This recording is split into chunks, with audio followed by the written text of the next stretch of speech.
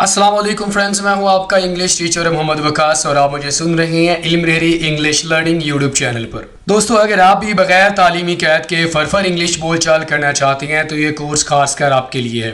इस कोर्स की 3 क्लासेस हम आपके लिए ऑलरेडी अपने चैनल पर अपलोड कर चुके हैं। दोस्तों, इस कोर्स में हम आपको बगैर तालीम के और बगैर इंग्लिश ग्रामर सिखाए आपके लिए हम इंग्लिश बोलचाल को आसान बनाएंगे। अगर आप भी चाहते हैं कि आपके लिए इंग्लिश बोलचाल आसान बन जाए तो आप हमारे इस कोर्स को शुरू से लेकर आखिर तक लाजमी कीजिएगा। अगर आप इस क्लास को बेहतर तरीके से अंडरस्टैंड करना चाहते हैं उसके लिए आपने इस क्लास को लाजमी पूरा देखना है, क्योंकि दोस्तों हर क्लास के आखिर में हमने आपके लिए एक प्रैक्टिस रखी होती है जिसको अटेम्प्ट करना लाजमी होता है। इस सबक के नोट्स आप वीडियो के नीचे दिए गए लिंक के जरिए बआसानी डाउनलोड कर सकते हैं। हमारे साथ व्हाट्सएप पर इंग्लिश सीखने के लिए नीचे दिए गए लिंक से हमारे व्हाट्सएप ग्रुप को ज्वाइन करें और हमारे साथ व्हाट्सएप पर भी इंग्लिश सीखना शुरू करें। दोस्तों, आज हमारे इस कोर्स का चौथा दिन है। अगर आपने इस कोर्स की 3 क्लासेस मिस कर दी हैं तो आपको उन तीनों क्लासेस के लिंक्स इस वीडियो के नीचे डिस्क्रिप्शन में बआसानी मिल जाएगा। तो चलें दोस्तों, हमारे आज की क्लास का बाकायदा आगाज करते हैं। लेकिन उससे पहले दोस्तों आपको ये पता होना चाहिए कि हमने आपको पिछले सबक में क्या सिखाया था। आपको हम पिछली क्लास का मुख्तसर सा खुलासा बता देते हैं। अगर आपने मिस कर दिया हो तो आपने लाजमी उस क्लास को देख लेना है। दोस्तों, प्रीवियस क्लास में हमने आपको 4 बेसिक स्ट्रक्चर्स की प्रैक्टिस करवाई थी। इन स्ट्रक्चर्स को हम अपनी डेली रूटीन में इंग्लिश बोलचाल करते वक्त बहुत ज़्यादा यूज़ कर रहे होते हैं। तो वो कौन से स्ट्रक्चर हैं देख लेते हैं। I'm gonna, I'm trying to, I'm getting and I am। तो आप कंफ्यूज हो रहे होंगे कि इन स्ट्रक्चर्स को कैसे सही तौर पर यूज़ करना है। इसके लिए आपने हमारी प्रीवियस क्लास को लाजमी देख लेना है, ठीक है। तो अब ज़रा बाकायदा हमारे आज की जो क्लास है उसका आगाज़ करते हैं। आपको बताते हैं कि सबसे पहला हमारे पास स्ट्रक्चर कौन सा है वो देख लेते हैं। दोस्तों, हमारे पास सबसे पहले स्ट्रक्चर आ जाता है ये वाला, I was about to. I was about to के साथ हमने वर्ब का इजाफा करना है। इसका इस्तेमाल देख लेते हैं जी। इसका इस्तेमाल हमने कहाँ पे करना है। उर्दू में हम आमतौर पर इस तरह की बातें कर रहे होते हैं। मैं करने ही वाला था, मैं जाने ही वाला था, मैं सोने ही वाला था। तो इस तरह की आप गपशप लगा रहे होते हैं, इस तरह के सेंटेंसेस का आप यूज़ कर रहे होते हैं, ठीक है।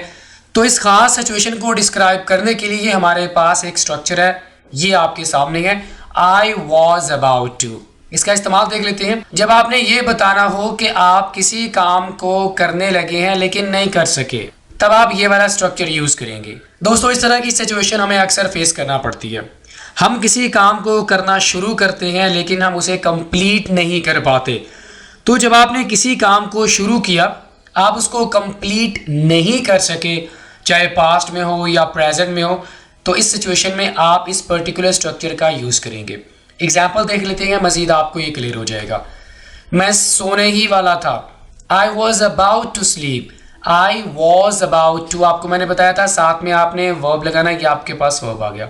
आई वॉज अबाउट टू स्लीप, मैं सोने ही वाला था, अचानक से मुझे फ्रेंड्स की कॉल आ गई तो मैं उठ गया, ठीक है।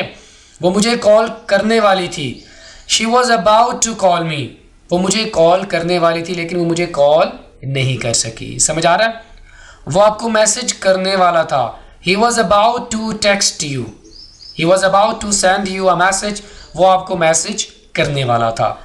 मैं जाने वाला ही था, I was about to go there, लेकिन मैं नहीं जा सका क्योंकि मेरे मेहमान आ गए।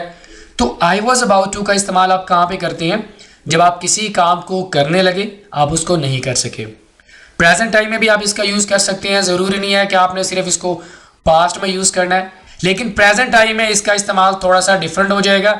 इस सिचुएशन में हम ये कहेंगे कि आप किसी काम को थोड़ी देर बाद करेंगे। जैसा कि I am about to come to you, मैं अभी थोड़ी देर में बस आपके पास आने ही वाला हूँ। तो थोड़ा सा डिफरेंस हो जाएगा पास्ट में और प्रेजेंट में। तो समझ आ गया दोस्तों। जब आप किसी काम को करने लगे आप उसको नहीं कर सके तो आप इस स्ट्रक्चर का यूज़ करेंगे, ठीक है। दोस्तों, नंबर 2 पे हमारे पास स्ट्रक्चर आ गया ये वाला, आई यूज्ड। आई यूज, यहाँ पर हम टू लगाएंगे, ठीक है। आई यूज्ड सिर्फ नहीं होगा, आई यूज टू होगा। ये हमारे पास स्ट्रक्चर बन जाएगा। अब इस स्ट्रक्चर का भी अगर हम देखें तो डेली रूटीन में हम अक्सर इसका इस्तेमाल कर रहे होते हैं, लेकिन हमें पता नहीं होता कि हमने इस सिचुएशन को डिस्क्राइब करने के लिए हमने कौन से स्ट्रक्चर का यूज़ करना है, ठीक है। आई यूज टू का माना क्या होता है, मैं किया करता था, यहाँ आपको समझ नहीं आएगा, आपको मैं इसका इस्तेमाल बताता हूँ, फिर जाकर आपको कुछ आइडिया हो जाएगा। मज़ीद जब आपको एग्जाम्पल्स बनाएंगे, आपको एग्जाम्पल के ज़रिए समझाएंगे तो आपको 100% क्लियर हो जाएगा। जब आप माजी की अपनी कोई आदत बताना चाहें, अपनी आदत कौन सी, माजी में अगर आप अपनी कोई आदत बताना चाहते हैं या जो आप किया करते थे, तो इस सिचुएशन को डिस्क्राइब करने के लिए आपने आई यूज टू स्ट्रक्चर का यूज करना है।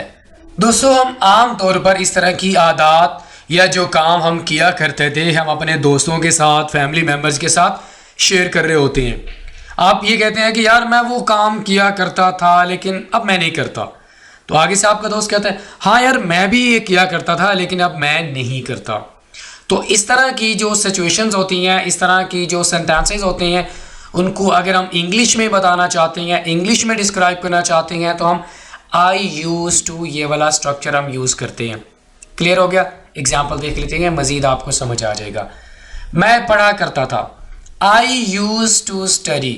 यहाँ पर एक चीज़ आपने गौर करनी है, आई यूज टू के साथ आपने सिंपल वर्ब लगाना है, आपने कोई ING नहीं लगाने, आपने वर्ब के आखिर में ED का इजाफा नहीं करना, आपने सिंपल वर्ब का इजाफा करना है। आई यूज टू स्टडी, मैं पढ़ा करता था। अब इसका क्या मकसद है कि आप पढ़ा करते थे, उस वक़्त आपके मार्क्स अच्छे आते थे, लेकिन अब मौजूदा वक़्त में आप उस काम को नहीं कर रहे। तो इस स्ट्रक्चर का बेसिकली जो यूज़ है वो कौन सा है कि माजी में आप एक काम को किया करते थे, आपकी कोई आदत थी, लेकिन अब मौजूदा वक़्त में आप उस काम को मज़ीद नहीं कर रहे। बात समझ आ रही है? आगे देख लेते हैं। वो मेरे पास आया करती थी, she use to visit me. वो मेरे पास आया करती थी लेकिन अब वो मेरे पास नहीं आती। ठीक है। हम सफ़र किया करते थे, वी यूज टू ट्रैवल, लेकिन अब हम सफ़र नहीं करते। ठीक है। वो सब सिगरेट पिया करते थे, they all use to smoke, लेकिन अब वो सिगरेट नहीं पीते, शायद वो बहुत प्रोफेशनल हो गए हैं, वो अच्छी फील्ड में चले गए हैं। तो बेसिक इसका यूज़ कौन सा है कि आप माजी में कोई आपकी आदत थी, कोई आप काम किया करते थे, आप उसको रेगुलर बेसिस पे किया करते थे, लेकिन मौजूदा वक्त में आप उस काम को नहीं कर रहे। तो ऐसी सिचुएशन को डिस्क्राइब करने के लिए हमारे पास इंग्लिश में जो स्ट्रक्चर है वो है आई यूज टू। क्लियर होगा दोस्तों? आगे दोस्तों, पॉजिटिव एग्जाम्पल्स बनाने तो आपने सीख लिए। अब जरा हम ये देख लेते हैं कि अगर हम इसी स्ट्रक्चर को यूज़ करके नेगेटिव एग्जाम्पल्स बनाना चाहते हैं तो हम कैसे बनाएंगे, देख लेते हैं। उसके लिए हमें सिंपल सा काम करना है। यहाँ पर आपने टू हर हाल में लगाना है। ठीक है। आपने स्ट्रक्चर को चेंज कर देना है। आप क्या करेंगे, सब्जेक्ट लेके आएंगे, उसके बाद did and not, subject plus did plus not, ये वाला स्ट्रक्चर आप यूज़ करेंगे अगर आप मनफी फिक्रात बनाना चाहते हैं इस स्ट्रक्चर को यूज़ करके। एग्जाम्पल देख लेते हैं, आपको समझ आ जाएगी। मैं सिगरेट नोशी नहीं किया करता था या नहीं करता था, I did not use to smoke. आपने सिंपली क्या करना है, पहले हम यूज्ड, आई यूज टू का इस्तेमाल करते थे, लेकिन अब क्योंकि हम नेगेटिव सेंटेंसेस बना रहे हैं तो हमने क्या करना है, हमने सब्जेक्ट के बाद डिड लगाना है, उसके बाद नॉट, डिड नॉट, उसके बाद हमने सिर्फ सिंपली यूज का इस्तेमाल करना है। I did not use to smoke, तो ये हमारे पास यूज टू बन जाएगा। याद रखिएगा, जब हमारे पास पहले से पास्ट फॉर्म आ गई है तो यहाँ पर हम डी का इजाफा नहीं करेंगे, ये गलत हो जाएगा। ठीक है।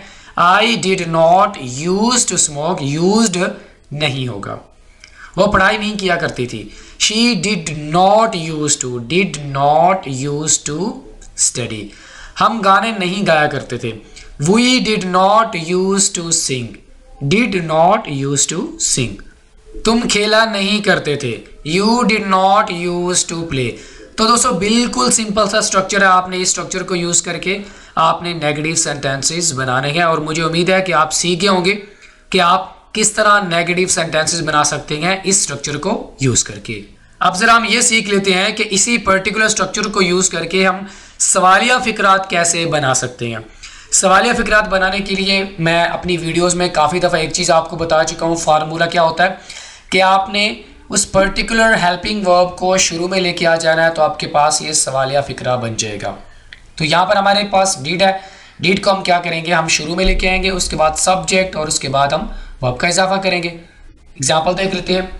क्या मैं पढ़ा करता था, क्या मैं, डिड आई, तो डिड को हमने शुरू में इस्तेमाल कर दिया, आई यूज टू, यहाँ पर हम यूज टू लेके आएंगे, यूज्ड टू लेकर नहीं आएंगे, ठीक है। Did I use to study, क्या वो सिगरेट पिया करती थी। Did she use to smoke, did she use to smoke, क्या हम ट्रिप पर जाया करते थे। Did we use to go on trip, did we use to go on trip, क्या वो पैदल चला करता था। Did he use to walk. तो ये बिल्कुल सिंपल सा स्ट्रक्चर है, आपने इसी स्ट्रक्चर को यूज़ करके सवालिया फिक्रात बनाने हैं और मुझे उम्मीद है कि आपने सीख लिया होगा कि पॉजिटिव, नेगेटिव और सवालिया फिक्रात आप कैसे बना सकते हैं इस पर्टिकुलर स्ट्रक्चर को यूज़ करके। आगे बढ़ते हैं दोस्तों और आपको बताते हैं कि नंबर 3 पे हमारे पास स्ट्रक्चर कौन सा आ गया। दोस्तों नंबर 3 पे हमारे पास स्ट्रक्चर आ गया I didn't mean to, I didn't mean to plus verb, ये हमारे पास स्ट्रक्चर है जो कि हम आपको सिखाने जा रहे हैं। इसका माना क्या होता है, मेरा मतलब नहीं था। इस तरह की बात भी हम अपनी डेली रूटीन में बहुत ज़्यादा कर रहे होते हैं। पहले इसका यूज़ देख लेते हैं, उसके बाद आपको सिखाते हैं। आपने अगर कोई बात कही और आपको उस पर अफसोस का इजहार करना है कि आपका ये मतलब नहीं था, यानी आपने कोई बात कही उस पर आपको अफसोस हुआ और आप आगे वाले को ये बताना चाहते हैं कि यार मेरा मतलब वैसा नहीं था जैसा आपने समझा। और ऐसा होता है कि आपने कोई बात कही, आगे वाला उस बात को और तरीके से अंडरस्टैंड कर गया, तो आप इस चीज़ को एक्सप्लेन करना चाहते हैं, आप बताना चाहते हैं कि यार मेरा मतलब वैसा नहीं था जैसा आपने समझा। तो इस सिचुएशन को डिस्क्राइब करने के लिए जो हमारे पास स्ट्रक्चर है वो है I didn't mean to. Clear हो गया। एग्जाम्पल देख लेते हैं। आपको दुख देने का मेरा इरादा नहीं था, I didn't mean to hurt you, I didn't mean to hurt you. कोई भी आपने बात कही जो आगे वाले को बुरी लगी, तो आप उसका इजाला करना चाहते हैं, तलाफ़ी करना चाहते हैं, उसको बताना चाहते हैं कि यार आपका वो मतलब नहीं था। आप कहेंगे well I didn't mean to hurt you, ठीक है, आपको छोड़ने का इसका इरादा नहीं था। She didn't mean to leave you, she didn't mean to leave you, इसका मकसद आपको परेशान करना नहीं था। He didn't mean to embarrass you, he didn't mean to embarrass you, वो कहने का मेरा इरादा नहीं था। I didn't mean to say that, ये वाला सेंटेंस हम बहुत ज़्यादा यूज़ कर रहे होते हैं। हम ही कहते हैं वेल यार I really didn't mean to say that, मेरा कहने का वो मकसद नहीं था, मैं कोई और बात आपको समझाना चाह रहा था। ठीक है दोस्तों, तो ये स्ट्रक्चर हम कब इस्तेमाल करेंगे, जब आपने कोई बात कही, उस पर आपको अफसोस हो रहा है कि यार, और आप उसको बताना चाहते हैं कि मेरा मतलब वो नहीं था जो आपने समझ लिया। तो ऐसी सिचुएशन के लिए हम इस स्ट्रक्चर का यूज़ करेंगे। आगे बढ़ते हैं दोस्तों, नंबर 4 पे हमारे पास स्ट्रक्चर आ जाता है ये वाला आई वाना। आई वाना के साथ आप वर्ब लगाएंगे। अच्छा, यहाँ पर आपने देखा होगा मैंने वांट टू लगाया, ये मैंने क्यों लगाया होगा, आपके ज़हन में सवाल आ रहा होगा। दोस्तों वांट टू को जब आप शॉर्ट करके लिखना चाहते हैं तो आप इस तरह लिखते हैं आई वाना। जिस तरह अगर हम गोइंग टू को शॉर्ट करके लिखना चाहते हैं तो हम क्या कहते हैं, गना। तो इसी तरह आप वांट टू को शॉर्ट करके वाना लिखते हैं। आप आई वाना का इस्तेमाल कर सकते हैं, आई वांट टू का इस्तेमाल कर सकते हैं, दोनों तरह से आपका जो सेंटेंस होगा वो ठीक होगा। तो इसका माना क्या होता है, मैं चाहता हूं। इस्तेमाल कब करते हैं दोस्तों, याद रखिएगा इस स्ट्रक्चर का इस्तेमाल हम सिर्फ ज़्यादा बोलते वक्त करेंगे। अगर आपने कहना हो मैं जाना चाहता हूं तो आप आई वाना का ज़्यादा इस्तेमाल करेंगे। मतलब कोई भी एक्टिविटी को डिस्क्राइब करना चाहते हैं आई वाना को लेकर, तो आप बोलते वक्त इसका इस्तेमाल करेंगे, आप लिखते वक्त इस स्ट्रक्चर का इस्तेमाल नहीं करेंगे। आप अपनी स्पीकिंग को बेहतर बनाना चाहते हैं तो बेहतर बनाने के लिए आप कहेंगे आई वाना। लेकिन जब हम राइटिंग की बात करें तो राइटिंग में हम आई वांट टू का इस्तेमाल ज़्यादा करेंगे। ठीक है, एग्जाम्पल देख लेते हैं। मैं पढ़ना चाहता हूँ, आई वाना स्टडी। यहाँ पर एक बहुत बड़ी कन्फ्यूजन मैं क्लियर करने जा रहा हूँ, स्टूडेंट्स बहुत ज़्यादा इसमें गलती कर जाते हैं। आई वाना के साथ आपने ये नहीं कहना आई वाना टू स्टडी, बिल्कुल गलत हो जाएगा। वांट टू को हमने शॉर्ट करके वाना बनाया, तो फिर वाना के साथ हम टू का इजाफा क्यों करेंगे, तो ये गलत हो जाएगा। आई वाना टू स्टडी आपने नहीं कहना, आपने सिंपली कहना आई वाना स्टडी नाउ, आई वाना गो, आई वाना प्ले। क्लियर हो गया। वो खाना पकाना चाहती है, शी वाना कुक मील, शी वाना कुक मील। ठीक है, वो खेलना चाहता है, ही वाना प्ले। वो सब सोना चाहते हैं, दे वाना स्लीप। वाना आपने लगाना, वाना टू नहीं लगाना, गलत हो जाएगा। मैं अब काम करना चाहता हूँ, आई वाना वर्क नाउ। तो बहुत ही सिंपल है, अगर आप आई वाना का इस्तेमाल कर रहे हैं तो इसके साथ आपने टू प्रेपोजिशन का इस्तेमाल हरगिज नहीं करना। वांट टू का इस्तेमाल कर रहे हैं तो आप कर सकते हैं। तो बोलते वक्त आप want to की जगह पे wanna का इस्तेमाल आप बिल्कुल कर सकते हैं। पॉजिटिव सेंटेंसेस बनाना सीख लिए, अब जरा हम ये देख लेते हैं कि इसी स्ट्रक्चर को यूज करके मनफी फिक्रात कैसे बनाएंगे। दोस्तों मनफी फिक्रात बनाने का फार्मूला बिल्कुल सिंपल है। आपने जिस टेंस में आप बात करना चाहते हैं उस टेंस का आपने हेल्पिंग वर्ब को लेना और साथ में आपने नॉट लगा देना। जैसा कि यहाँ पर हमारे पास होगा डू एंड डज, उसके साथ आपने नॉट का इजाफा कर देना है। जैसे कि मैं बात नहीं करना चाहता, आई डोंट वाना टॉक, आई डोंट वाना टॉक, ठीक है। वो नहीं जाना चाहती, शी डजंट वाना गो। अब यहाँ पर हमने डजन क्यों लगाया, क्योंकि डू का इस्तेमाल हम सिर्फ प्लूरल सब्जेक्ट्स के साथ करते हैं, जबकि डज का इस्तेमाल हम सिंगुलर सब्जेक्ट्स के साथ करेंगे। क्लियर हो गया। वो भागना नहीं चाहता, ही डजंट वाना रन, मैं मदद नहीं करना चाहता, आई डोंट वाना हेल्प, आई डोंट वाना हेल्प। वो रोना नहीं चाहती, शी डजंट वाना क्राई। क्लियर हो गया कि आप इस स्ट्रक्चर को यूज करके नेगेटिव सेंटेंसेस कैसे बना सकते हैं। सवालिया फिक्रात आप कैसे बना सकते हैं, आप जरा वो भी देख लेते हैं। अभी अभी आपको मैंने बताया कि सवालिया फिक्रात बनाने के लिए आपने हेल्पिंग वर्ब को शुरू में लेके आ जाना है। तो हमारे पास हेल्पिंग वर्ब डू डज है, इसको शुरू में लेके आए। क्या आप कुछ कहना चाहते हैं, डू यू वाना से समथिंग, क्या वो सेब खाना चाहती है, डज शी वाना ईट एप्पल, डज शी वाना ईट एप्पल। क्या वो यहाँ आना चाहते हैं, डू दे वाना कम हियर। समझ आ रही है ना दोस्तों। क्या वो गेम्स खेलना चाहता है, डज ही, डज क्यों लगा रहे हैं, क्योंकि सिंगुलर सब्जेक्ट है, सिंगुलर सब्जेक्ट के साथ हम डज का इस्तेमाल करेंगे। क्या मैं कार चलाना चाहता हूँ, डू आई वाना ड्राइव दी कार। तो इस स्ट्रक्चर को यूज़ करके पॉजिटिव, नेगेटिव और सवालिया फिक्रात आप कैसे बना सकते हैं दोस्तों, हमने आपको अच्छी तरह से सिखा दिया और मुझे यकीन है कि आपको सब क्लियर हो गया होगा। ऑलराइट फ्रेंड्स, इसी के साथ ही आज का हमारे जो 4 स्ट्रक्चर्स हैं यहीं पे मुकम्मल होती हैं। दोस्तों हर क्लास में हम कोशिश करते हैं कि आपको ज़्यादा से ज़्यादा स्ट्रक्चर्स की प्रैक्टिस करवाएं और आपके लिए इंग्लिश बोलना आसान करें। तो कोशिश करते हैं कि हम आपको वो वाले स्ट्रक्चर सिखाएं जो कि अपनी डेली रूटीन में हम बहुत ज़्यादा यूज़ कर रहे होते हैं। तो दोस्तों यहाँ आपको मैं क्या सिखाने जा रहा हूँ, आमतौर पर जब हम बात कर रहे होते हैं तो हम शॉर्ट आंसर का इस्तेमाल करते हैं, हम बहुत ज़्यादा करना चाहते हैं। तो अगर हम इन्हीं स्ट्रक्चर को यूज़ करके शॉर्ट आंसर देना चाहते हैं तो हम कैसे देंगे वो भी देख लेते हैं। डू यू वाना गो, येस आई वाना। अगर आप कहना चाहते हैं जी मैं जाना चाहता हूँ तो आप क्या कहेंगे, येस आई वाना। आपको लंबा सेंटेंस बोलने की कोई ज़रूरत नहीं है, सिंपली आप अंग्रेज़ों की तरह फरफर इंग्लिश बोलना चाहते हैं तो आप कहेंगे येस आई वाना। अगर आपका जवाब ना में है तो आप कहेंगे नो आई डोंट वाना, ठीक है। Do you wanna bite, yes I wanna, yes I वाना। अगर आप नहीं लेना चाहते तो आप कहेंगे नो आई डोंट वाना। इसी तरह did you use to smoke, क्या तुम सिगरेट पिया करते थे, येस आई यूज टू। इस तरह आपने जवाब देना है, ठीक है, येस आई यूज टू। अगर आपका जवाब ना में है तो आप कहेंगे no I didn't use to, I did not use to. Did you use to study, yes I use to. अगर आप पढ़ा करते थे, आप किसी काम को किया करते थे, उसको शॉर्ट वे में आंसर देना चाहते हैं तो आप कहेंगे येस आई यूज टू। अगर आप नहीं किया करते थे तो आप कहेंगे no I did not use to. Clear होगा दोस्तों, ये भी बहुत इंटरेस्टिंग वे है, आपकी कन्वर्सेशन को बहुत ज़्यादा ये इंप्रूव करता है, आपकी इंग्लिश को बेहतर बनाता है अगर आप मुख्तसर जवाब देते हैं बोलते वक्त। ओके तो दोस्तों जब आपने हमारे 4 स्ट्रक्चर्स को, हमारे लेसन को अच्छे तरीके से अंडरस्टैंड कर लिया है तो जैसा कि शुरू में मैंने आपको बताया था कि आपने लेसन आखिर तक लाजमी देखना है, क्योंकि आखिर में हमने आपके लिए एक प्रैक्टिस रखी होती है जो कि आपके लिए अटैम्प्ट करना बहुत ज़रूरी होता है। तो आपने क्या करना है, ये हमारे पास 4 स्ट्रक्चर्स हैं, आपने इन चारों स्ट्रक्चर का यूज़ करना है और हर एक स्ट्रक्चर को यूज़ करके आपने 3-3 सेंटेंसेस बनाने हैं। आपने 3-3 जब सेंटेंसेस बना लिए तो आप कमेंट बॉक्स में सेंड कर सकते हैं।